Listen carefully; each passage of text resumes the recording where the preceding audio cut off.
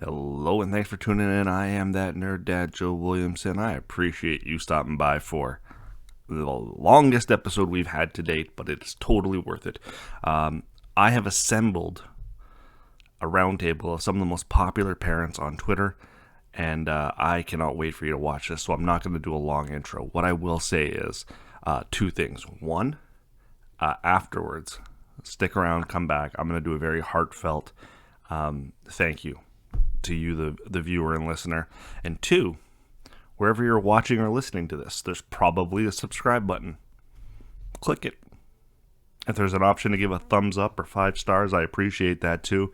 But that subscribe button is really important to me right now. So please click that. And with that out of the way, let's go to the most impressive parenting roundtable you'll ever watch. I'm overstating it a ton, but it's my show. I'm going to do what I want. Are you listening? Damn.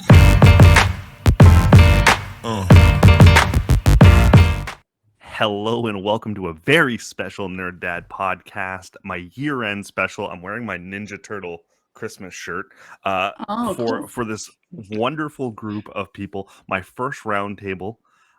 You've seen them all on BuzzFeed and Huffington Post and Today's Parent. Their tweets are regularly featured as the funniest parents on Twitter and things of that nature. We've got CJ, aka at that mom though. We've got Gretel at Snarky Mommy 78, and we've got Sham at Home with Peanut. Welcome everyone. Thanks for having me. Thank you for having us. That was a great start, guys. Great start. Look, so I will acknowledge. I've said this all to you separately. When I started asking you guys to come on the podcast, respectively, you all have much bigger followership than I do. So I was totally using you, and I always envisioned this moment. I had this like Avengers assemble in my head of parenting, and I thought I'm gonna get this round table together. And we'll have some fun with it. And we'll discuss parenting topics and hot topics and blah, blah, blah, blah. And it just so happened that it kind of worked out that it makes it for a nice kind of end of year conversation. So thank you all for agreeing to do this. We'll start off with a nice, easy topic. Eggnog. Greatest thing ever. Pancake batter that you drink. Which is it? CJ. You know, it's funny. I used to hate it. I was like, oh, eggnog, gross. And suddenly, I'm like, I'm going to retry this and freaking love it. I have to get lactose free. Lactate makes eggnog. God bless America. In the future, lactose free everything. And there's some in my fridge. I should have poured a glass. Lactose free eggnog? Seriously? I'm also egg intolerant, but screw it. I have to have something in my life. I have to lactose free, egg free free eggnog. Yeah, I need egg free. Somebody needs to make like an egg substitute ASAP. But yeah, I'm pro the nog. Yeah. Sham? I'm for it. Hate it. Hate it. Absolutely hate it. I tried it once a long time ago, and that was it. That was all she wrote. Okay. But soy nog, I can drink that. Soy nog. You Soy guys, nog. Yeah, make soy nog. I didn't realize I put together a bunch of hippies. Oh my god. This is the new age, man. I know. Gretel, is yours like Yeah, gluten-free eggnog? You know, it's funny because I do have to eat a little more gluten free than I should be, but no, I don't like eggnog. I can't deal with the consistency of it and like the feel. It just no. I'm convinced it's just pancake batter. I'm convinced if I put it in a frying pan and started, it would just turn into pancakes. Has anybody ever tried that? That would be interesting. We will I'm now. sure I know, right? Now I want to try it. Someone put it on TikTok. I would drink pancake batter though, so like don't listen to it. Okay, so you're gonna TikTok it in the morning, CJ. You have to do that now. I love eggnog. I drink. I know how bad it is for me. And I don't care about my health at all, but I know how bad it is. So I will limit myself to 2 cartons a year. I'm currently I'm I thought you were gonna currently say like a day. no. Oh God, no, no. When I was 5 years ago, probably like I would go through a carton a day. Now it's like when I pour a glass, it's an actual small amount. Okay, so that's the holiday portion of my holiday special over with eggnog. Now I'm going to pivot to something way more fun for me. I'm Canadian. You three are American. We've got New York, Michigan, and Florida in the house. And I did give you guys all a heads up. I wanted to talk about this. Gun violence in schools. Okay, so in Canada, I don't have that many school shootings. I honestly, I don't know if there's been any this year. You, as a collective nation, have had 28. It's a lot. So as parents, I'm wondering if you guys are talking about it at home. Like, is it something you talk to your kids about? Like, just in case there's a school shooting today, here's what we do. Here's what we do.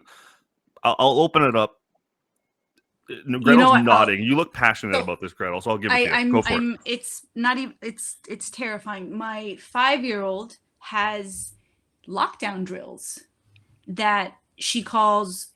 What was it? It's like she didn't call it a lockdown drill, but it was something. Now I'm forgetting the phrase, but it was that. So she was like, "Yeah, we just sit in the classroom and we're very quiet, and we close the doors, and the teachers just tell us to be quiet." And it, like, I almost like threw up, like hearing her, because she has no idea why they're doing this. And I kind of just asked her a little bit, like, well, what did the teacher say? Like, why were you doing this? She didn't really. She couldn't verbalize it. She was just like, "Oh, it's a lot," you know. I think it's she a fire drill in her mind. drill, it's just maybe? another fire drill. Yeah, well, she knows fire drills, and she knows that like they leave the classroom and they practice. So I don't know what goes through her head, what she thinks they're doing, sitting in the classroom in complete silence, and they have to shut the lights and everything. It's a fucking nightmare to even hear her talk about it, let alone like the thought that like why this has to happen, why they have to have these stupid lockdown drills. It's horrific. And that's my CJ, 5-year-old. So the last shooting in Oxford, Michigan happened up the road from us. Oh So no, I'm sorry. yeah, so our schools, actually all the neighboring schools, received threats. I mean, just hundreds of threats. So all the schools shut down. My kids are 5 and 8, and so I had to make the decision: do I tell my kids what's going on? And we elected not to tell them right away. And I just said, something's happened at the school. You're going to grandma and grandpa's. And I knew with my 8-year-old, at least, somebody might say something to him. And I just kind of waited for his cue. And he said, one of my friends watched the news, which at 8 years old, why is he watching the news? And said there's a shooting at the school, and some kids got hurt. And I said, well, do you have any questions for me? And he said no, and we just kind of, just reassured him. And he said, no, I'm okay. I'm not scared. And I said, okay. Same with Gretel. Ever since he's been in elementary school, they've had these Alice training things where they even had gone so far as to take them to the reuniting place, like the shelter or whatever. And they said, parents, it's optional, but you can come pick them up if you would like to see how it's done. And I'm like, I cannot bring myself to do this. If it happens, I will do it, but I cannot go pretend to go pick my kid up after a pretend school shooting. And what was interesting after what happened at Oxford, I was at a patient's house. I do home care, and it was on the news, of course. And so we were talking about it, and he has very different political views than I do because the opposite news station was on. And interesting does he look more like me? Does he look more like me? Blasting the news in the background. But we actually had the same views on gun laws, and we were talking, and I said, look, I'm not anti-gun, but why is it so hard to put some restrictions on gun ownership, how to obtain a gun, mental health and people obtaining guns, just common sense stuff. And we just kind of got, and I was surprised. And I think a lot of Americans on any side of the aisle, no matter what your politics are, would be okay with like, a little more regulation to keep our kids safe. And it's just wild that after everything that has happened in this country, that we don't do anything about it. So yeah. Sham, give you the last word, buddy. And I know that you're also an outspoken activist, is a fair word to say. So your thoughts on the whole process, and if you've had any at-home learnings or teachings. Not yet. Because my oldest, with the pandemic, he's doing virtual kindergarten at home. But I can't imagine when he eventually does go to school, having to have that conversation with him at such a young age. And as a parent, it's already hard enough having to send your kids out there in the real world. And then you have just another thing to add on top of that now that you have to talk to your kids about. And I have to say that, with everything that happened in Oxford, it's sad because kids, to be successful, have to have a system in place to succeed. And usually that system consists of the parents and the school. And in particular for this individual, this child that committed the shooting, that system failed him. He was crying out for help. And he needed professional help. But for whatever reason, they chose to ignore it. And now that's just an addition to the tragedy that he already caused. That, he's going to be probably locked away for a good portion of his life when it could have been prevented. Yeah, and how does that help him? How does that help him rehabilitate? How does that help him get better? I appreciate kind of everyone's. I was expecting it to be a little bit more lighthearted than that, but holy crap! I didn't realize CJ was so close to home for you, and as an outsider, it's unusual to witness. And yeah, I'll watch The Daily Show or I'll watch whatever, and I'm like, I can only imagine how infuriating it must be to be there and be like, why can't we fix this? Why can't we change it? Poll after poll after poll shows that if you start taking away the extreme lefts and right, there's a shit ton more towards that middle that agree with each other. Once you get rid of the fringe, and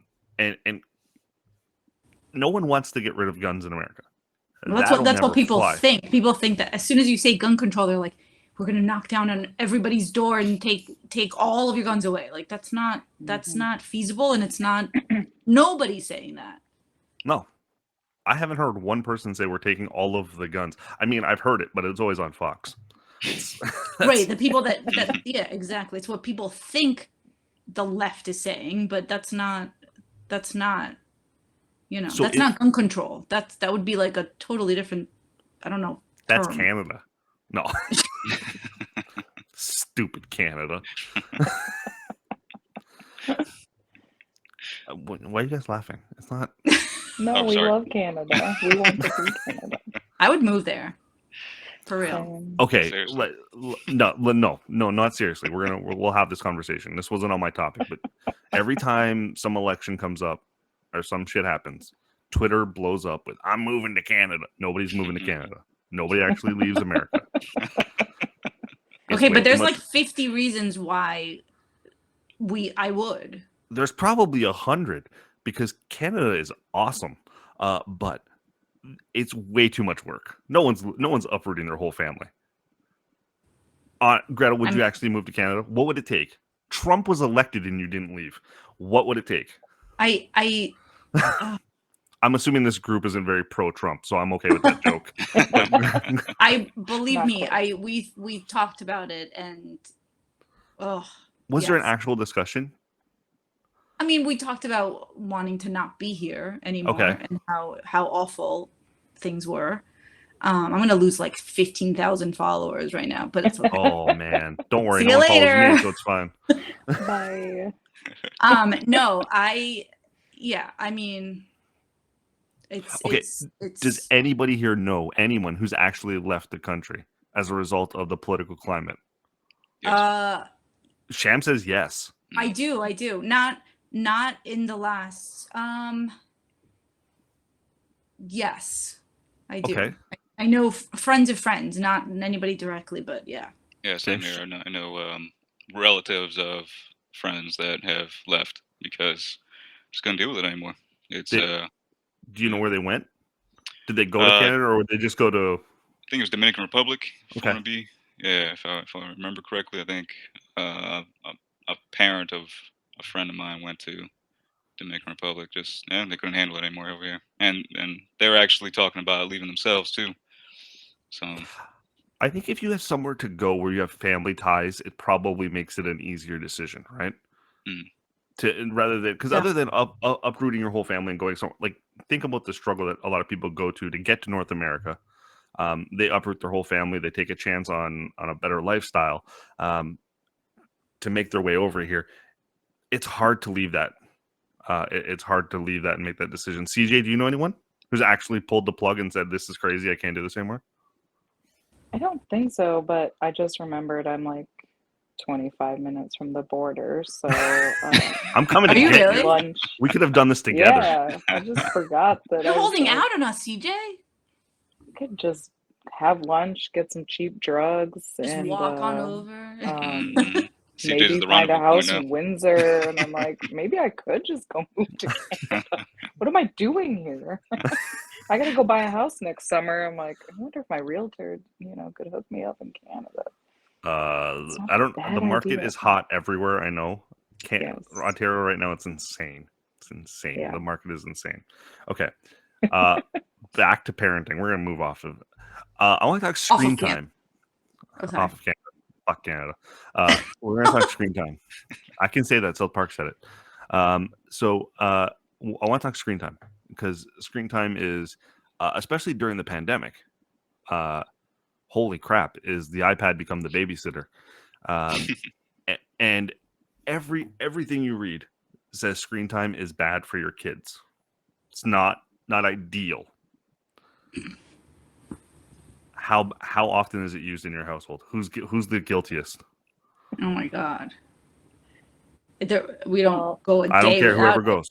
I mean, but also it's funny because it's so bad. But like my 12-year-old had to be on screens the entire day last year because he was on remote. So like, and he had like Go Noodle and all these like apps that they came up with to do like to do projects, and all of it was screen time.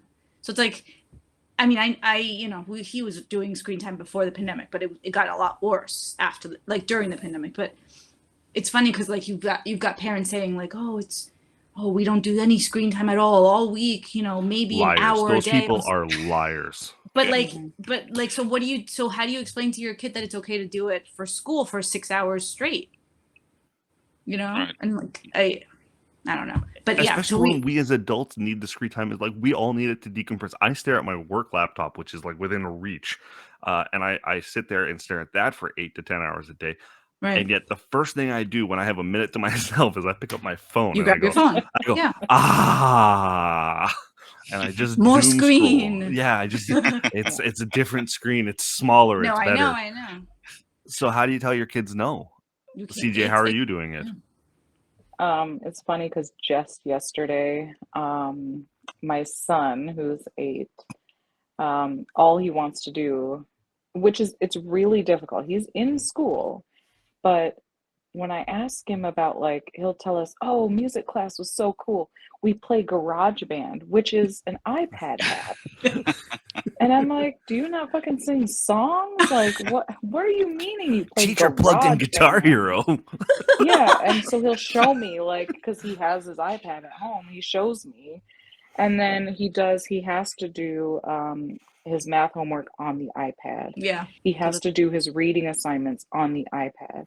My kindergartner has to do, I got a note from her teacher that says, "Oh, your daughter hasn't logged any minutes on her reading on the iPad." I'm like, "'Cause I'm reading her a book?" Like, We can't track sorry. that. Yeah. So just yesterday I told him because he's like, "Can I play on Dad's iPad?" Because Dad's iPad has the fun games, not the educational games. And I told him, I'm like, "No, you actually have to play with your toys or something. You cannot have any minutes of screen time." Because usually while I'm cooking dinner, I'll give them like 10 to 15 minutes or whatever. This child of mine rolled himself in a blanket and stared at the wall as if I had told him I was taking all of his toys and like giving them to charity. I mean, it was like world devastation over here. And I was like, "You've got to be kidding me." And I got like kind of angry at him, but I'm like, you can't have the iPad. Like you got to go play with some toys. And so for the rest of the week, this whole week, I'm like, "No, no iPad for fun. You can only have it for school. You're gonna burn your retinas or whatever, like whatever this is doing to your eyeballs."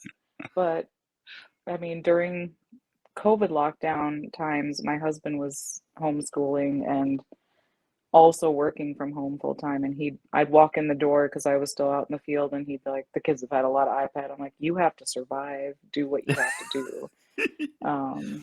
But I mean, it's a struggle, but I think those survival days are needed. Sometimes, like it'll be like a right, Saturday or Sunday. I'm like, guess what? It's screen time day because Daddy needs Yeah. Daddy needs a right, break. Sham, exactly. you're in the same boat as me. My kids are also doing the virtual thing, and CJ, to your point, literally everything has to be logged. They have to record themselves reading the book online, so the teacher can hear them. They have to do the test online. My kid isn't going to know how to print, right? Like he's not going to know how to write a sentence. He'll have to just know how to type it. Sham, what has it been like for you, your kids' screen time, and the virtual schooling continuing? And like I commend you because now you're into like year 2 of virtual learning. Yeah, it's I think CJ hit it on the head there too with it's survival. You have to make sure that there's some days that there's less screen time, some days there's more, and it's all about balance. I mean, because yeah, my oldest, he's on the computer for 4 or 5 hours a day, just doing schoolwork, and then by the end of that, working with him, I'm exhausted, mentally just drained. So I need a break. I still got my youngest that is around. He's 4, so now he was ready to play, and so it's if you have to work from home and deal with kids, especially during the pandemic. I mean, I throw all the rules out the window. You try to limit it as much as you can to a reasonable amount, but some days are just you need it more than others. Okay, You really do. so are we all in agreement that we need to limit the screen time? Is there anyone who's like, it doesn't matter?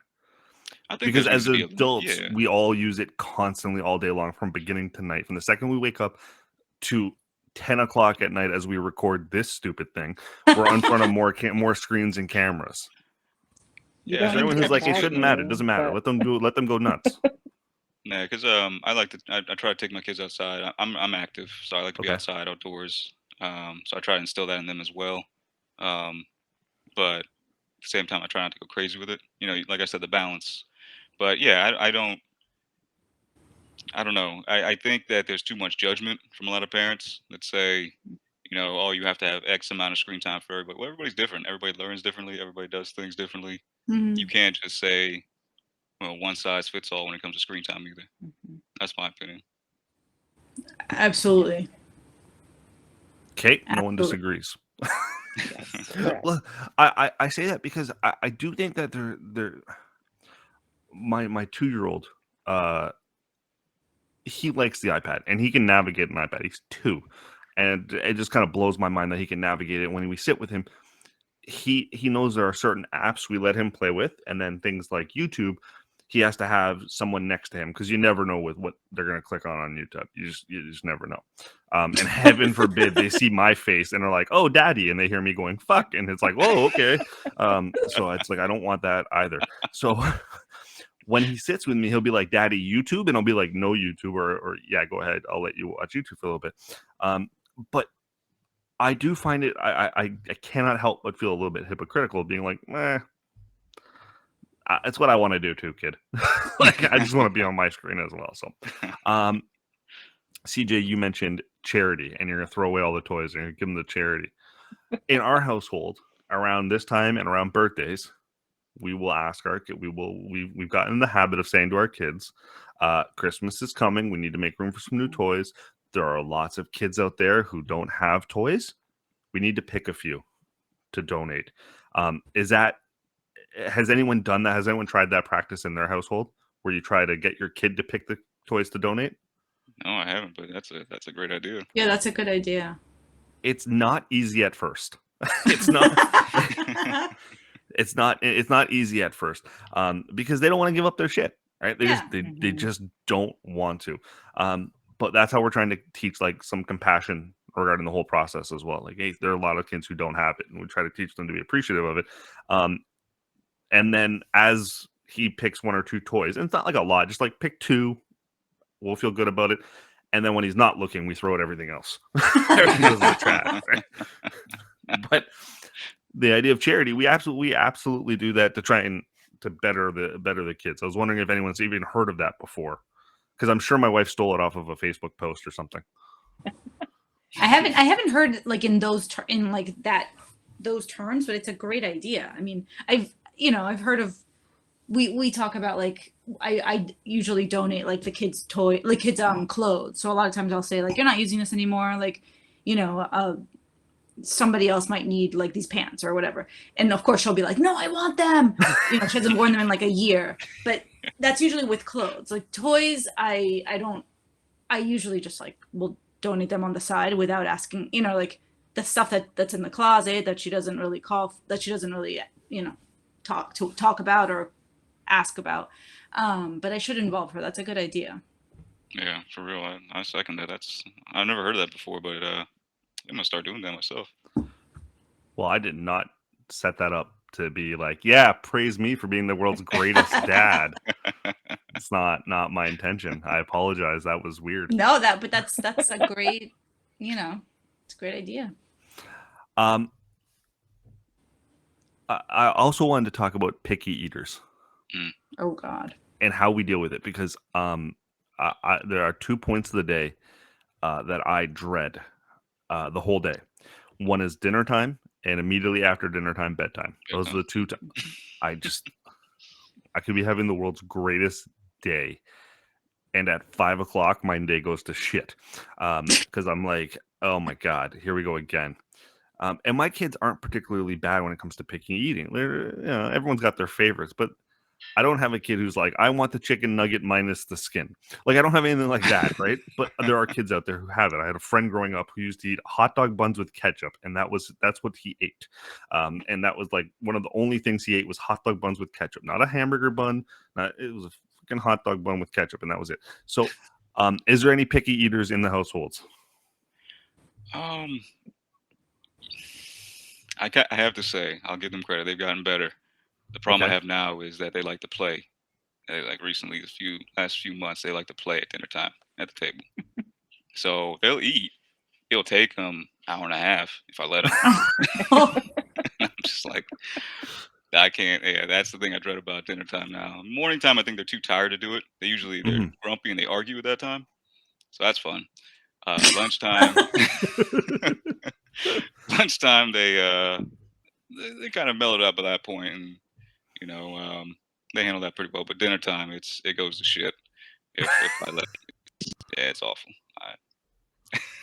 It's the worst time. It's like the witching hour, no matter how old they are. Like, it's like they're always cranky and just like, it's like they have the least amount of tolerance at dinner time, My kids are very picky. No, I should say my older one is very picky. Still to this day, he's 12 and he eats very few things. He's got like some sensory stuff. So like, like certain things that are too chewy or too wet or whatever, he won't eat. But my daughter's much better. She's 5 and she's much better than he is actually. But still at dinner time, she's cranky and she's tired and and the thing that she liked the other day she doesn't like anymore, and the thing that she asked for like literally 5 minutes ago she doesn't want anymore because she changed her mind. Constantly, every day, like there's one thing after another of that. Like it's just, and she's not even picky. So like, CJ, get it on this. It's funny. My children are just difficult. So, and they eat the weirdest shit. So like tonight was the meal that guaranteed they'll both eat all of, and they did, which is salmon, wild rice, and broccoli. Don't ask me why these children will eat salmon. God. If I made it every night of the week, these kids will eat salmon. That's amazing. No matter how I prepare it. Yeah. And yeah, it's healthy, but I can't eat salmon every day. I want a cheeseburger once in a while. You know, it's like, damn. So who introduces their kids to salmon and wild rice? What are you doing, CJ? I don't know. I don't get it. But if I feed them a lasagna, they won't eat it. Okay, so then otherwise, my daughter is a natural vegetarian. She will eat everything on her plate but the meat. My son is the carnivore, will eat every piece of meat and like 4 helpings of it. And he used to eat broccoli. He loved broccoli, sweet potatoes, everything. And now he just won't touch it. So then sometime, like the other night, we just like swapped their plates. I'm like, you guys just need to eat the food. I don't even care. What bothers me mostly is I don't want them to be clean platers. I don't care about that. Yeah. Because I don't want them to have unhealthy relationships with food. I just don't want them to say 2 minutes later that they want a snack. Yes. Oh my God. Because I hate that shit. So I'm full, and then eat till you're full. And then 2 seconds later, they want Doritos. And I'm like, no.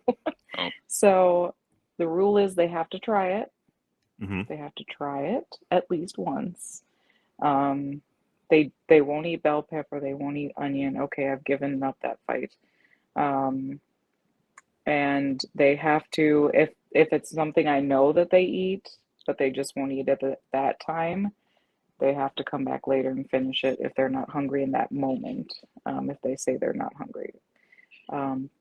I refuse to make other meals for them. I'm not short order cook. I have friends who make chicken nuggets and other things for their kids.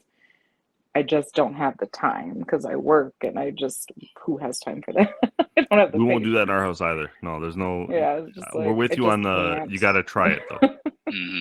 Yeah. And I know there's certain things they won't eat, so I won't make it, or if it's spicy or whatever. But yeah, it's interesting with my daughter and my son that they're just so different. But my daughter's a whimsical creature, and I gotta go pet the dog. I gotta go do this. She's got other things she has to do. She'll go sing in the bathroom for 20 minutes, which is on the other side of the kitchen wall. You'll let that go on during dinner time?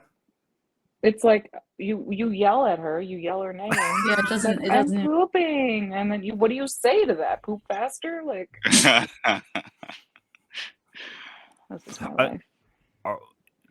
We recently reintroduced dinner time around the table, and when I say recently, we went through several months without dinner time around the table because we just weren't in the routine, and COVID screwed things up, and all of a sudden my wife's desk is right beside the dinner table, and it was like that was her little work area, so we had a hard time kind of figuring out. But I would say in the last 3 or 4 months we've reintroduced dinner time around the table, and it has made a world of difference in terms of getting the kids to eat and creating more structure, because kids love structure. They hate it, they love it, they need it. The love hate. Oh my God. But they need to, and honestly, I enjoy eating around the table because I'm not hunched over a TV tray, and I'm not like feeding a kid from a weird angle and all that kind of crap, right? It's not like just eat your peas, and it's like it's a more natural environment. And we've tried to do the, tell us about your day, but kids' stories go off and whatever. So it's just about the structure and trying to get dinner time to under 2 hours. That's the goal, right? It would be nice. Dinner time can be under 2 hours. That would be ideal. And the thing that, and I'm just gonna vent. I'm turning into like a bitch session. The thing that pisses me off is the food can't touch each other. Anyone else Oh have yeah, a that's my food? oldest. Yep. You're gonna mix it in a second. What do you mean they can't touch? I need a new fork. It touched the peas. Oh my god. New plates. My kids need new plates New for plates, different yes. things. Yeah. Like those Funny. plates that are like the I was so excited when I had babies, and I would get like plates with like three different sides. The like dividers? Yeah. Mhm. No, those are like no. Like I had to throw all those out. I donated. I don't even know. No, because those always end up touching. Like no, there was neither of my kids will do those plates. Like I don't know whose kids are okay with that. Those My kids are okay with them. Oh yeah. Yeah, My my kids are kids okay. enjoyed those. I'll mail. I should have mailed them to you. I didn't know. Used I was plate so during excited with those COVID time? plates. I don't think so. I'm good. I was so excited with those plates, and now we have to like have the green plate for this and the blue plate for this, and like, oh my god. How Yeah, my come my 6-year-old. cup doesn't match my plate? Yes. I don't know, man. Yeah, my 6-year-old, he'll be like, he'll have, like say mashed potatoes with a vegetable and something else, and he'll be like, I have to have a spoon for this, a fork for this. And I'm like, dude, no.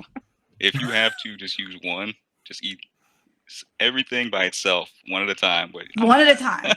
I'm not doing that for you. And then And you then he's give eating up, like and you're like, cold just mashed potatoes. use your fingers. I don't care. Just use your fingers. Right. I give Just up. eat it. Use your fingers.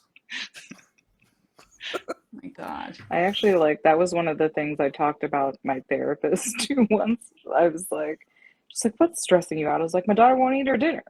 I was like, that's what's bothering me, and it's freaking me out, and it stresses me out every day. And so one of the things she goes, but does she eat eventually? I'm like, yes. And so it was like one of my mantras, like at the dinner table was like, what's the worst thing that's going to happen? And I carry that with me. And some days I do, like she'll get up and do her thing and whatever. I mean, we tell her to sit down, but she's her own creature. And I have to like close my eyes and chant to myself, like, this child will eat. Find your inner peace, because it's a stretch some days. But I know, yeah, I feel that like with was the like a first whole one. therapy session that I Yeah, had yeah. once was around my child not eating. It's stressful. I've They absolutely. don't warn you about this stuff. They don't. My wife told me I need to take a time out the other day. She's like, "You're gonna murder the kids. You need to go have a time out." And I Right. went to our room for like 5 minutes and just like, "Oh, okay, I'm okay, I'm okay, I'm You okay." just need to breathe. They're Yeah. kids. They're 6 and 2. I should not be this angry. Yeah, but it's Right, like it's so hard. It's so hard. It is. Yeah, I've cried. Oh, sorry, Sham. Go ahead. No, go ahead. No, I was gonna say I've cried at the dinner table with my oldest when my oldest was little. But like now I feel like I'm like more jaded to like the whole dinner time thing. But when my oldest was little, like he would like, oh, the spaghetti looks weird, or like the whatever, like he didn't, if he didn't like the look of whatever I was serving him, like it was done. Like there was no going back. Mm-hmm. And I would like, he was like 3, and I'd be like crying at the dinner table, like, oh my god, he's never gonna eat, he's not gonna have a good night's sleep. And like I talked to my therapist too about it. I remember being like, this was like 10 years ago. I remember being like, I have no control over this kid. Like I can't. And she's like, that's parenting. You don't have like, there's certain things you can control, and you can kind of like help a little bit with like, help guide them, but they're their own people. Like you said, TJ, like it's right. But dinner time, oh, there's something about dinner time. It's just, oh, anyway, sorry, Sham, go ahead. No, I was just gonna say that my 4-year-old will do this thing now. Well, he'll say that he's full, and then he'll get up and go wash his hands, and he'll be like, "Oh, I tricked you. I'm not." He loves doing that because he thinks it's like he thinks it's cute, and I'm just like in my head, and I'm like, this shit ain't cute, man. Right. That's not funny. You got it. So the other day he did that to me, and so I was like, he went to the bathroom, washed his hands, and he was like, "Oh, I'm gonna go back and eat. I'm not full. I just tricked you." And I'm like, "Well, what if I give your sandwich to the dog? Because I'll do that. We give leftovers to the dog." And he's like, "You gave it to the dog?" He was like the verge of tear. Like, no, I didn't. I felt, But I like, could have. Yeah, you got him back. You're like, I tricked you, mother. exactly. I'm gonna make Oh. Sham really embarrassed here. Sham has like the sexiest voice I've ever heard in my life. It is crazy. I know it's like a radio. It's like I radio commented the voice. first Like, time I heard it, and it's just like holy crap. It's very soothing. I will I, agree to one, that. of, one of my previous jobs, I worked security, so I was a dispatcher, private security. People That was a calling you long just time to ago, but making they up call shit me up the to hear voice. your voice. That's what they call me, the voice. That's all they call me. talk to me, Sham. Talk to me. I worked in a call center, and that used to always creep me out. Sometimes you get, oh, you have a nice voice. I'm like, thanks. How can I help? Like, what do you want me to do? Okay, we're gonna end on a topic that I put out there, and I think you guys were all dreading it and wondering if I would even bring it up. Okay, favorite kid. Oh no. Okay, I'm not gonna ask you to pick, but I know you have one. I'm not gonna ask you to say it, but I know you have one. How do you go? How do you manage the relationships between your two kids? CJ, you've alluded you have a vegetarian and a carnivore. I have very much the same. I have in my household, I have a comedian and a stoic individual. There's one who is it's Pinky in the brain in my household with my two kids, right? Like that's what happened. And while I like to say I don't have a favorite, my wife seems to think that I definitely favor one over the other. And it's just like I'm aware of it, and I'm like, okay, well, I try to make sure that both kids get equal time and stuff like that. Are you aware of your potential bias towards your own kids? Who's gonna be honest? I'll say this: that the one who doesn't wake me up on the weekends That's your first. favorite? That's yeah. So it varies. It rotates. You wake me up at 6 o'clock on Saturday, man. You're done. You're gone. You're down a notch It's that day. over. I'm sorry. Move down the depth chart that day. You're no longer starting. You're on the bench, man. You're on the bench. No, I think I don't know. It's because I work from home, so I'm with them all the time, and I think that they are definitely, for both my boys, I think there's certain parts that I love about them because they're very different. And my oldest, he's very he asks questions a lot. I love that to a point. And it gets to be too much, and we just started something with him like I call it his journal, his question journal, because he'll just rattle off questions. It's like rapid fire, man, one after the other. And so I'm like, okay, if I don't have time to answer something right now, just write it down for me, because he's really big into writing now too. That's I awesome. love that. That's a Yeah. really good tip, man. Yeah. So then at the end of the day, we'll set aside some time and we talk about him. It's still work in progress. He'll still ask questions when I don't have the time to answer it. But yeah, and then my youngest, he's stubborn. He's got that. He got that from me. He's got that stubbornness streak, and I know it's going to do him well to some point when he's older. But right now, it's too much. Like, yeah, that's stubborn. So yeah, I think it's get back to the question. There's things you love about your kids, and there's things that you just oh, please stop. So for me, it rotates honestly, and I can't say that I actually have a favorite. Just some days I do favor one over the other depending on how they are that day. That's a fair answer. Actually, yeah, I agree with that. I would say the same thing. Okay, so on those days where it's not equal, are you consciously trying to build up the other one and show the other one some love? Or if someone's getting too much attention, are you trying to bring the other one along? Because, like, again, I've got a Pinky in the brain in my household. So the one is constantly getting the attention for the laughs and and then when the other one tries to do something that maybe not quite as funny and not so attention getting, we ham it up for him and we try to really bring him along to make him feel it. But just at the same time, the other one is like, he's so advanced with his reading and math skills that when the other one gets his color right, we're like, yeah, you're And a it just doesn't fit, yeah. genius. Yeah. Yeah. Yeah, It's that's hard, true. and I feel like they can see, like, I don't know. I feel like kids can see through that. So like I worry sometimes that like if I'm well, my kids are 7 years apart. So the the 12-year-old is very snarky, like I told you, Joe, like when I did the podcast with you, like he's really snarky, and that's like how he relates with me. And my 5-year-old is intense, but like very much like cuddly and clingy with me, but like she makes jokes, but like it's very different. And I feel like he tries to get attention with like his snark, and she tries to get attention with her clinginess. So it's like it's very hard. Like you, it. I feel like he's older. He can tell if I'm like trying to like bring him in, and he Mom's can full see of right shit. through that. It's hard. What? Mom's full Yeah, of shit. exactly. Yeah, it's hard. It's that's like one of the hardest parts about having more than one. It is. Yeah. It's giving them equal, but equal It's attention and love. impossible to do equal. Yeah, it's Yeah. so hard to do equal. I feel like quality maybe is better than, I don't know, than equal. That's an interesting equal, point. Quality, yeah. really, if someone has Trying a to, skill like- set, lean into it. Yeah, I don't know. It's hard. I don't know. Yeah. I have CJ, no you're words so for it. passive. CJ, jump in. You're passive. If I don't jump in on it for you, you're gonna just let the whole conversation go. I know you will.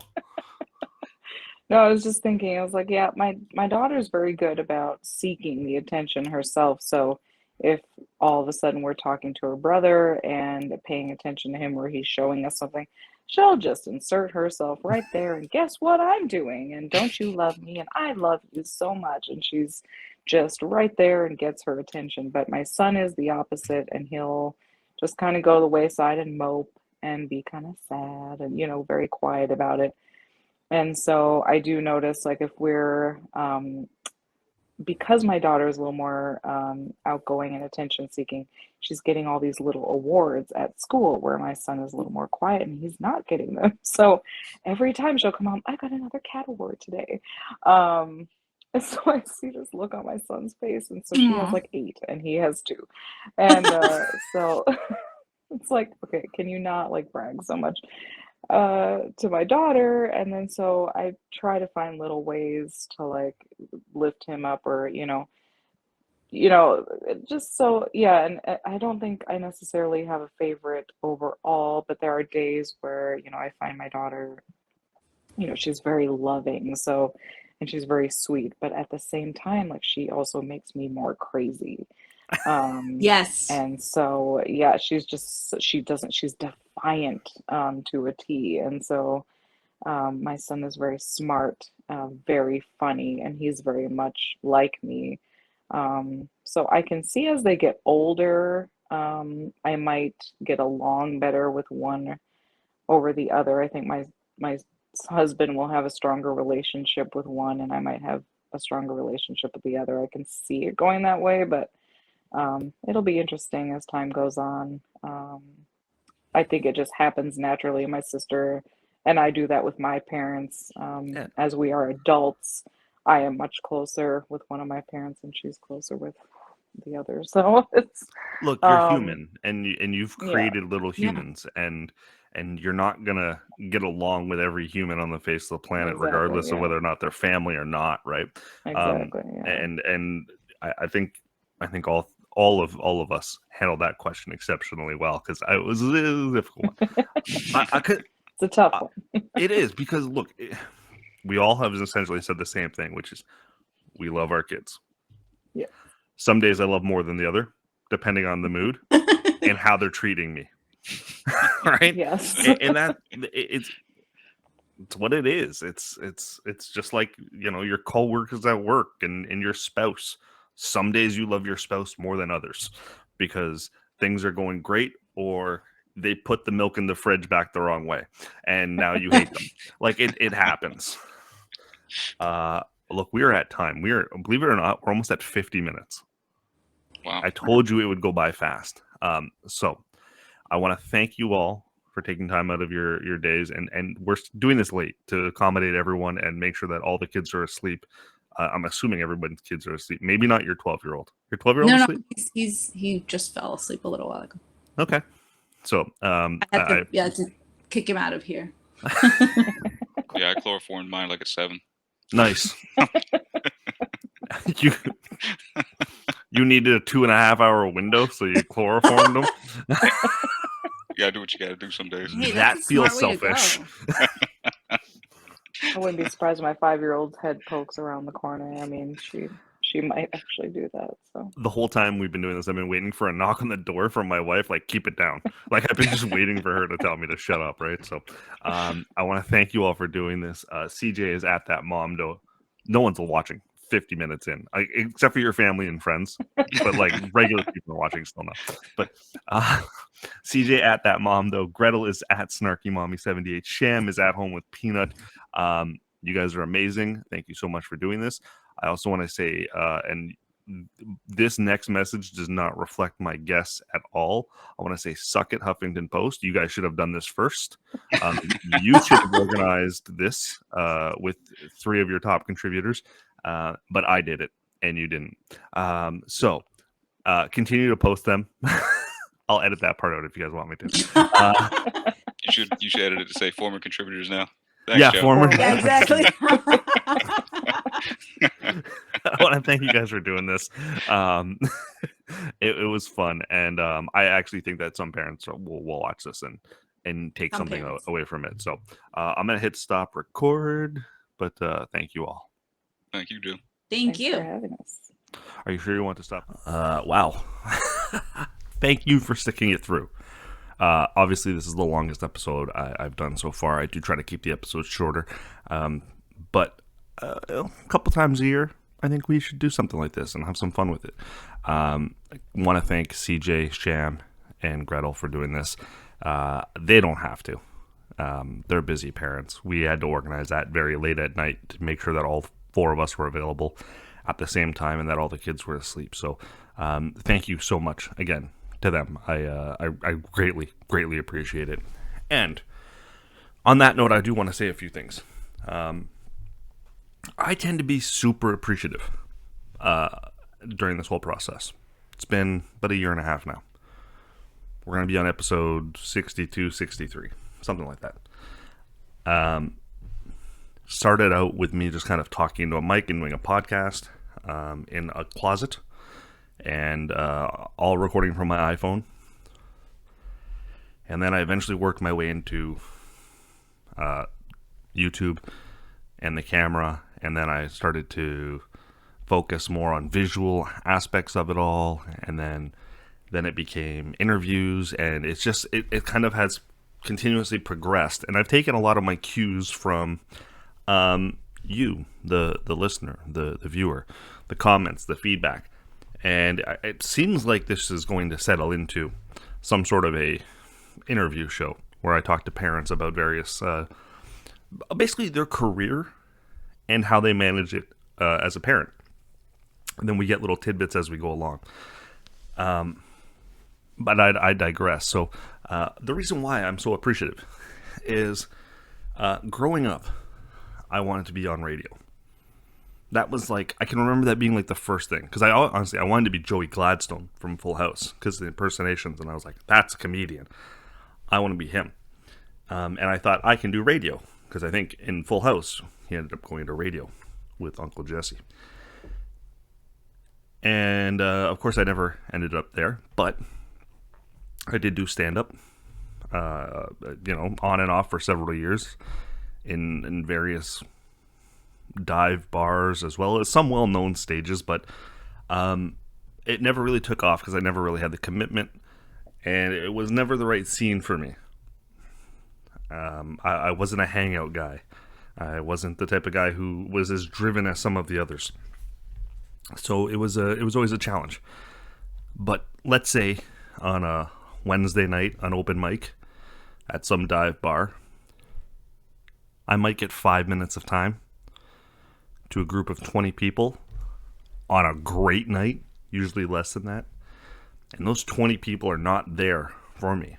They are there because there happens to be a comedy show ruining their evening in the corner. Same thing with improv. Biggest show I ever did for improv was maybe 30, 40 people. And while I did get paid to do improv, it was never a viable career option. This isn't either, but I'm building to something here. The reason why this matters so much to me and why I thank so many people, and if you've been a guest on the show, you have been inundated with thank yous via DM. Because this is me kind of living out my dream. When I was doing the stand-up stage and I would get 5 minutes to an audience that didn't want me, I couldn't imagine being in a situation now where I'm getting, and these are extremely low numbers, 75 people, 50 people to watch for 10 minutes. I got 50 people to watch me for 10 minutes? Holy crap.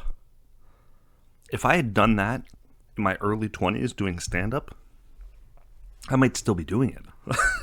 Because it's like, I'm killing it. So that perspective of someone's time and holding someone's attention is built into what I do here and what I talk about and why it matters so much to me. So if you've taken the time to watch for a minute, trust me, I appreciate it. If you've shared with a friend, if you've told someone about me, the gift basket is in the mail. I cannot thank you enough for being on this journey with me and continuing down the road. So I am going to take the next couple weeks off. I will be back hopefully the first week of January. Maybe sans guest as I get things lined up.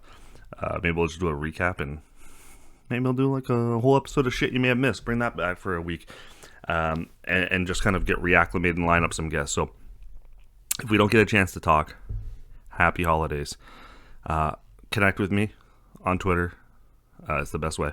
Facebook, Instagram, TikTok. That Nerd Dad or That Nerd Dad podcast. You can find me either one now. And thank you. I hope you and your family have a great, safe holidays. And I'll do some housekeeping still. I know it's a long episode, but I'm still going to do the housekeeping. So first up, I do want to thank DeanBlendell.com. DeanBlendell.com. Over 80 podcasts, I'm going to say. Largest podcast network in Canada. Plus one of the best daily podcast shows in Canada. Full stop.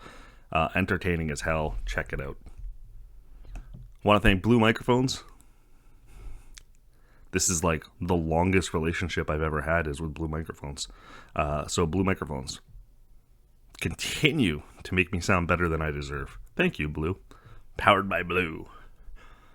And I think it's time to listen to my son one more time. Thanks for listening. Damn.